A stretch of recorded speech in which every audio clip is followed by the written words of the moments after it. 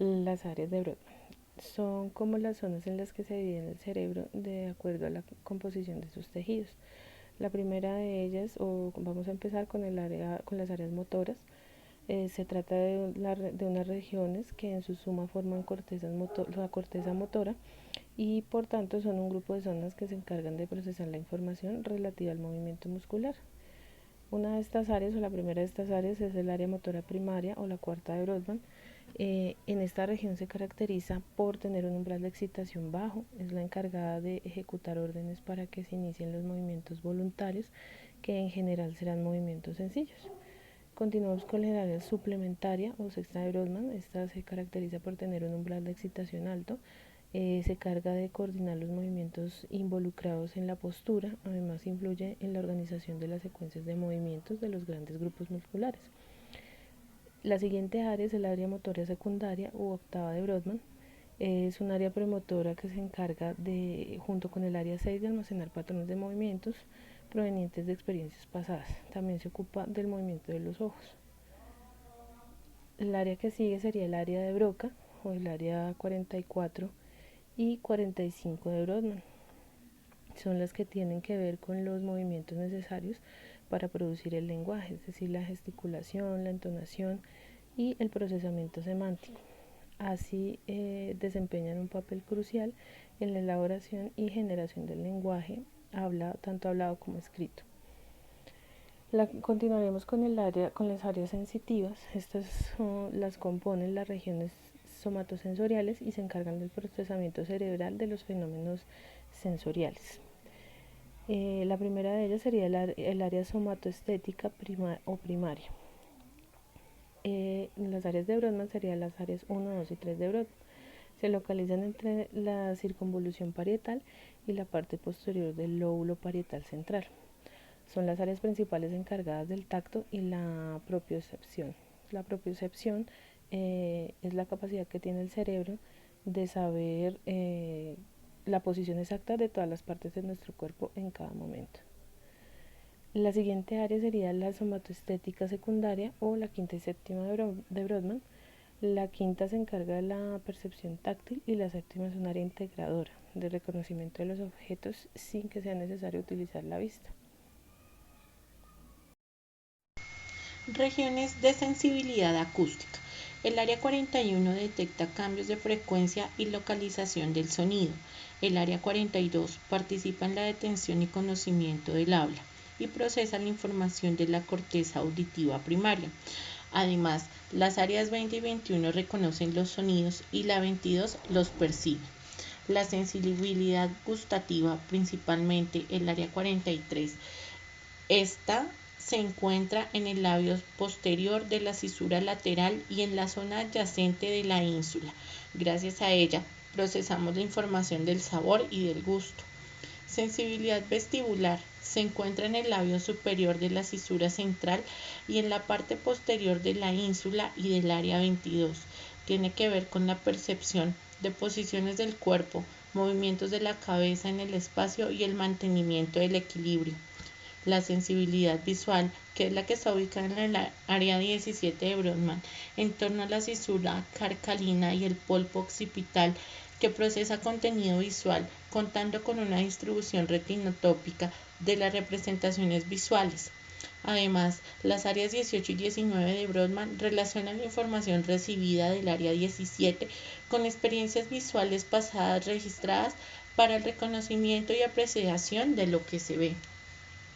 Allí también encontramos las áreas asociativas, que son áreas plurisensitivas capaces de asociar diversas sensaciones entre sí y a su vez áreas de tipo motor. Están vinculadas con el comportamiento, la discriminación perceptiva y la interpretación de experiencias sensitivas. Están distribuidas en parietal posterior, la temporal anterior y la prefrontal. Entre ellas tenemos las siguientes: áreas prefrontales 9, 10, 11 y 12 de Brodmann. Se encargan de asociar las experiencias necesarias para producir ideas abstractas. Además, están relacionadas con las funciones ejecutivas, personalidad y emociones. Área de pliegue curvo o el área 39 y 40 de Brodmann. Asocian la información visual, propioceptiva y táctil para consolidar conceptos de forma, tamaño y textura. Además, tienen que ver con la apreciación y conciencia de la imagen. El área temporal anterior interviene en el almacenamiento de experiencias sensitivas. Su estimulación hace recordar objetos y música. En el área 38 de esta región se le atribuye el movimiento del pie que hacemos al seguir el ritmo de una canción cuando escuchamos una melodía. Y las áreas asociativas del lenguaje, el área de Broca, se dedica a la generación motriz del lenguaje hablado. El área de Wernicke permite la comprensión del lenguaje escrito y hablado y asocia los sonidos con conceptos, y el centro de Exner interfiere en el lenguaje escrito, y el de Dejerine y de Luria se dedican a la organización adecuada de la palabra. En el lóbulo occipital encontramos las siguientes patologías: la acromegalia, producido generalmente por un adenoma ácido en el lóbulo anterior de la hipófisis. En la adolescencia provoca gigantismo. La afasia motora, afasia de Broca, afasia no afluente, afasia expresiva, en ella se mantiene la comprensión del lenguaje y de la escritura. En la afasia sensorial, en ella hay una pérdida de la capacidad de comprender el significado de las palabras. En las alucinaciones olfativas, son raras en la esquizofrenia, los olores suelen ser desagradables, estos olores pueden proceder del mismo cuerpo. En la amnesia corresponde a cuadros caracterizados por un comienzo súbito de confusión y síntomas psicóticos que por rara vez terminan demencia. En la amígdala forma parte del sistema límbico, interviene en el comportamiento afectivo, valorando y emocionalmente los diversos estímulos. En la amnesia epiléptica transitoria, una epilepsia del lóbulo temporal puede provocar un episodio de amnesia, similar a la crisis de amnesia global transitoria. En el lóbulo temporal encontramos las siguientes patologías. La epilepsia temporal es la alteración funcional o lesión anatómica de una área temporal, da origen a crisis focales o crisis localizadas que se denominan crisis parciales. Las crisis parciales simplemente se dan sin alteración del estado de la conciencia, pueden presentar alucinaciones auditivas. Encontramos también el déficit cognitivo.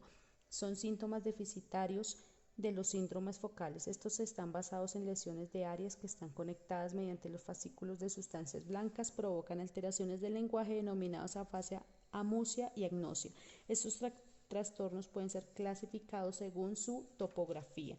En el lóbulo frontal encontramos que comprende más de un tercio del cerebro, está limitado dorsalmente por la cisura de Rolando y caudalmente por la cisura de Silvio, comprende 3 regiones. La primera encontramos el córtex motor primario, área 4 de Brodmann, interviene en la coordinación de los movimientos. La segunda, el córtex premotor, que comprende en el área motora suplementaria, el área motora del habla de Broca y el área de campo frontal ocular. Las lesiones del área motora del habla producen afasia de la Broca, las lesiones del campo frontal ocular produce falta de coordinación ocular. En el tercer córtex prefrontal es la zona más anterior y la que más nos interesa comprender. A su vez son regiones que implican la función ejecutiva y en la memoria del trabajo. En el lóbulo parietal encontramos que se sitúa detrás de la cisura de Rolando, por encima de la cisura de Silvio y por encima de una línea imaginaria situada entre la cisura parieto-occipital y la cisura preoccipital y el lóbulo parietal de la cisura dominante. Normalmente el izquierdo desempeña un papel importante en el lenguaje, afasia fluente, mientras que en el lóbulo parietal no dominante normalmente el derecho. Puede producir apraxia constructiva, apraxia al vestir, agnosia visoespacial, prosopagnosia de desorientación, topográficamente visual espacial, prosopagnosia de desorientación. El síndrome de Gerstand también se puede deber a lesiones del lóbulo parietal dominante. Estas son las